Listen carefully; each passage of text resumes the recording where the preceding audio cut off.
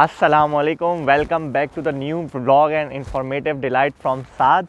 तो भाई एक प्रॉब्लम मैंने देखी है कि जब हम लोग भी आए थे, हम लोगों ने बहुत सारी गलतियां करी थी जब हम लोग सामान लेकर आए थे जर्मनी। तो आप लोगों को कौन कौन सा सामान लेकर आना चाहिए, कौन कौन सा नहीं, उसके बारे में मैंने कहा क्यों ना एक वीडियो बना ली जाए।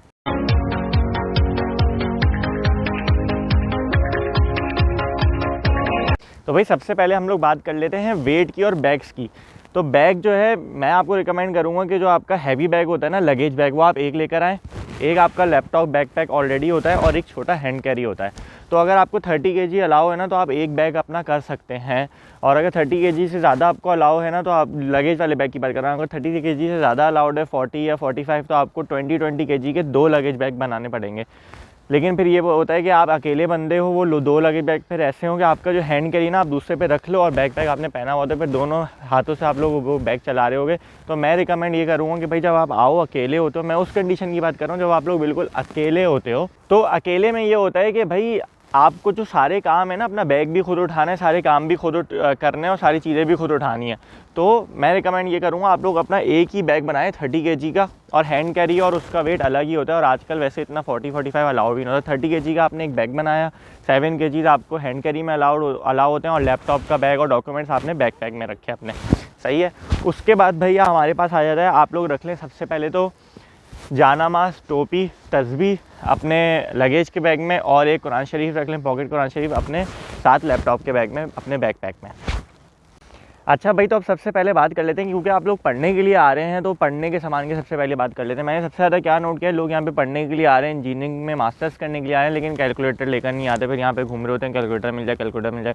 सबसे पहले आप रख लें अपना कैलकुलेटर, और स्टेशनरी का सामान भी थोड़ा बहुत लेकर आएँ, ताकि इनिशियल डेज़ में आप लोगों को ख़रीदना ना पड़े। क्या भाई, blue ball point, black ball point, अगर आप इंक पेन से काम करते हैं तो इंक पेन लेकर आ जाएं, और इंक थोड़ी सी लेकर आ जाएं।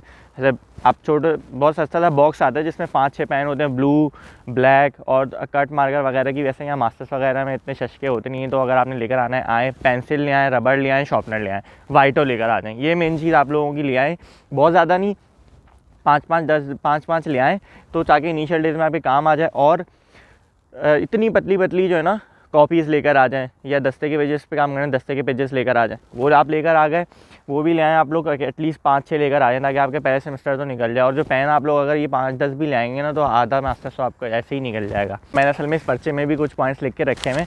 तो अच्छा भाई, आप लोगों ने फिर जो है ना स्टेपलर भी रखना है अपने साथ, और एनवेलप्स रखने लें। A4 साइज़ वाले ना एनवेलप ले लेना आपने, क्योंकि आपको ना वीज़ा एक्सटेंशन वगैरह के लिए अप्लाई करना होता है। तो अब जो है ना सिस्टम ये है कि आप जो है ना एनवेलप में अपने डॉक्यूमेंट सारे डालो और फिर वो रखो। और फिर दूसरी बात ये है कि भाई आप लोग जब यहाँ पर आ रहे हो, तो आप लोग पढ़ने के लिए आए तो लैपटॉप की ज़रूरत होगी। ज़्यादातर लोगों के पास होता ही है, लेकिन मैं रिकमेंड करूँगा कि लैपटॉप आप इनिशियली ना पाकिस्तान से ही लेकर आओ। क्यों? क्योंकि हम लोग यूज़ करते हैं पायरेटेड सारे सॉफ्टवेयर वगैरह, तो माइक्रोसॉफ्ट ऑफिस, ये वो फलाना ढिमकाना। अगर आप जो है यहीं से आके ख़रीदोगे ना, तो मसला पता है क्या है, आपको यहाँ से माइक्रोसॉफ्ट भी ख़रीदना पड़ेगा, ये भी ख़रीदना पड़ेगा, विंडोज़ अगर करप्ट हो गई तो फिर उसी को रिन्यू कराओ, ये एक मसले होते हैं। और जर्मन में ये वो इतना बड़ा मसला नहीं है, लेकिन इनिशियल डेज़ में बंदा आता है, वो घर ढूंढ रहा होता है, उसको 50 परेशानियाँ होती हैं। तो भाई आप लैपटॉप अपना लेकर आओ वहीं से। उसके अंदर टॉरेंट नहीं होना चाहिए, टॉरेंट है उसको डिलीट कर दो बिल्कुल हर जगह से, टॉरेंट उसके अंदर नहीं होना चाहिए। दूसरा, अपने माइक्रोसॉफ्ट ये ऑफिस पूरा आपके पास पैकेज होना चाहिए।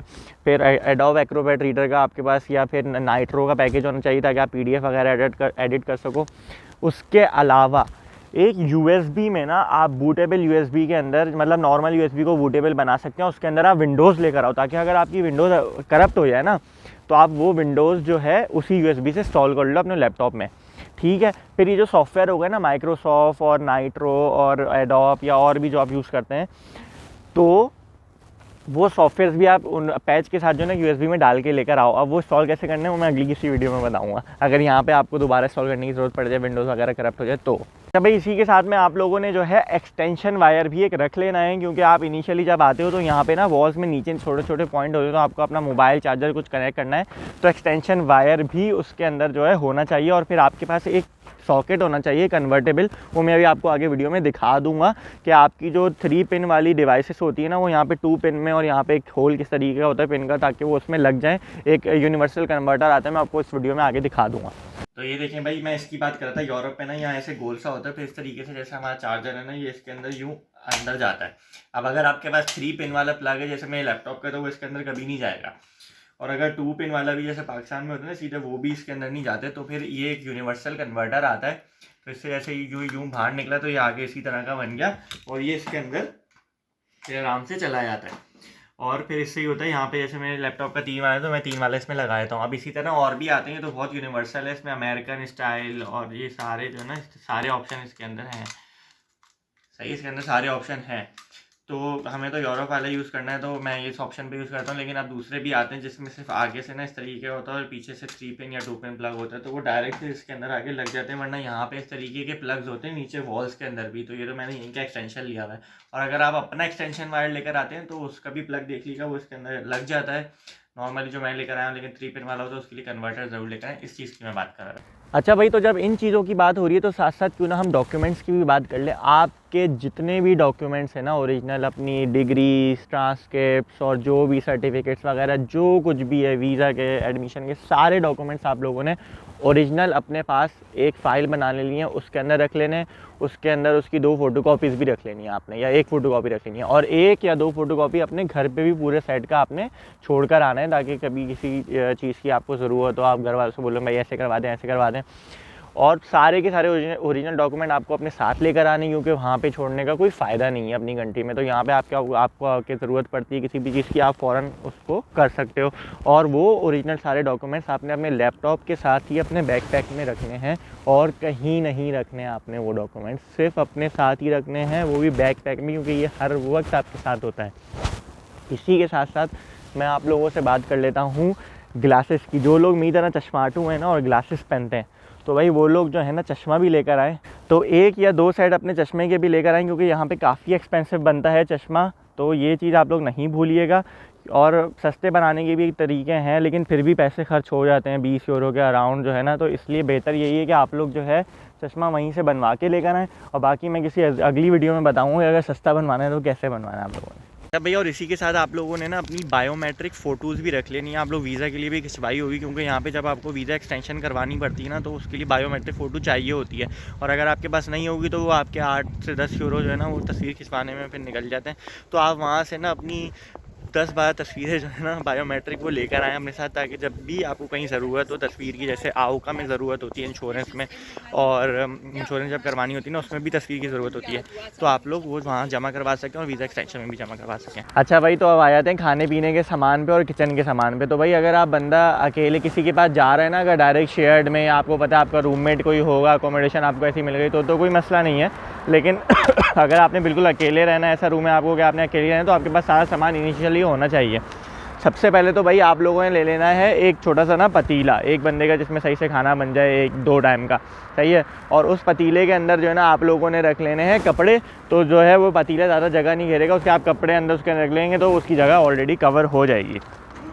फिर आप लोगों ने ले लेना है सॉस पैन, जिसमें आप अंडा बॉईल कर सकें और चाय वगैरह बना सकें। उसके अलावा आप लोगों ने लेना है फ्राइंग पैन, ताकि अंडा फ्राई कर सकें या कुछ और फ्राई कर सकें। फिर इसी तरह चाय को छानने के लिए छन्नी ले लेनी है, छन्ना आपके पास होना चाहिए। इसी तरह चावलों का भी एक छन्ना आता है बड़ा, वो वाला छन्ना भी ले लेना है आपने, चावल छानने के लिए। जब भी आप चावल बॉयल करेंगे आपको ज़रूरत पड़ेगी।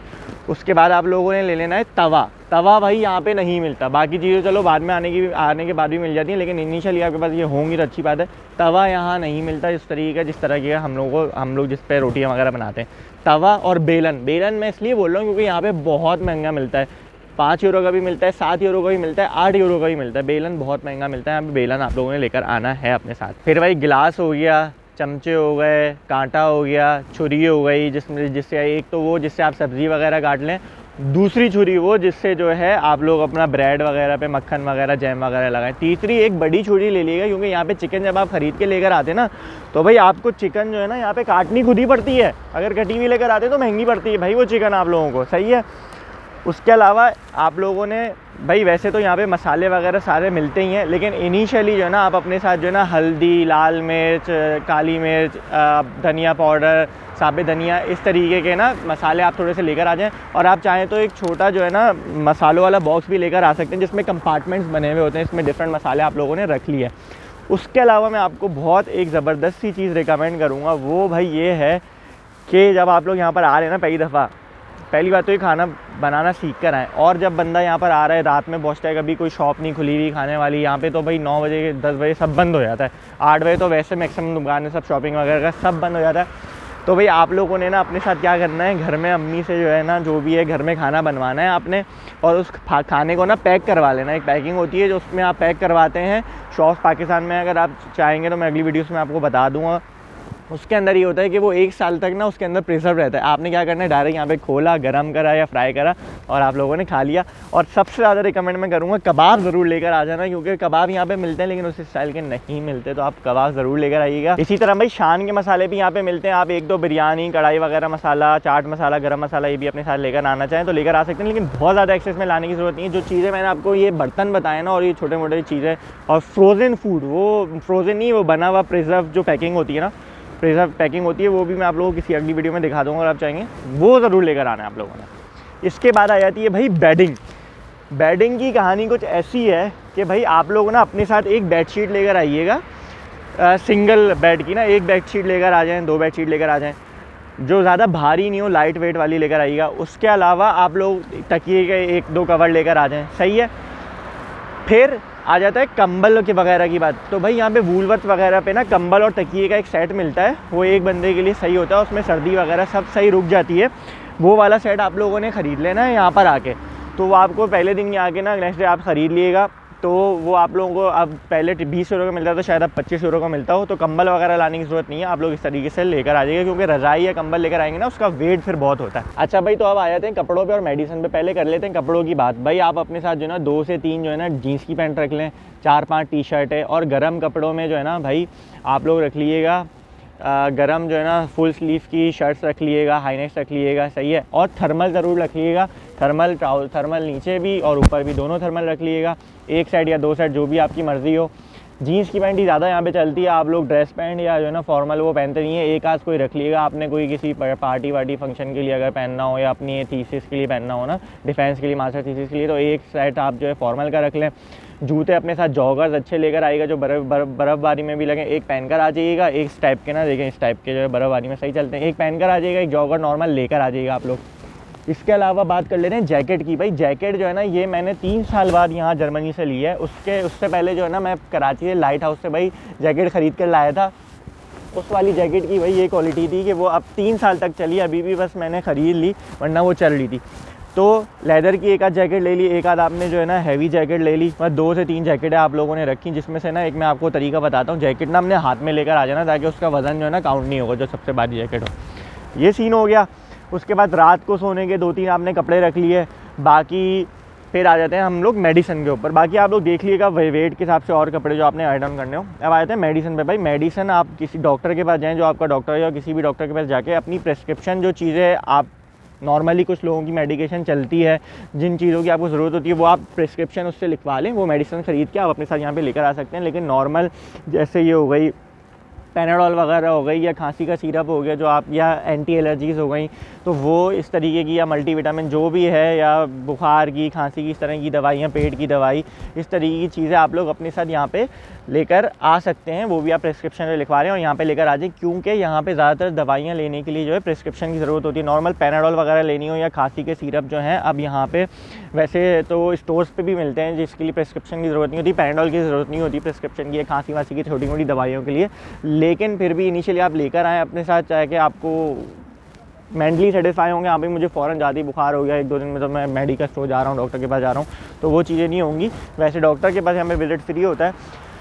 तो आई होप मैंने सब कुछ इस वीडियो में मेन चीज़ें कवर कर ली हैं। फिर भी अगर कुछ मिस कर रहा हूँ तो आप लोग ऐड ऑन कर दिएगा कमेंट के अंदर। लेकिन मेरे ख्याल से, मैंने अपने एक्सपीरियंस के हिसाब से मैंने एक ऐसे बंदे की पिक्चर बनाई है जो बिल्कुल अकेला है, जिसको कोई नहीं जानता, वो अकेला आ रहा है जर्मनी, उसको कोई रिसीव भी करने नहीं आएगा, वो खुद ही अकेले कमरे में जाके पहुँचेगा।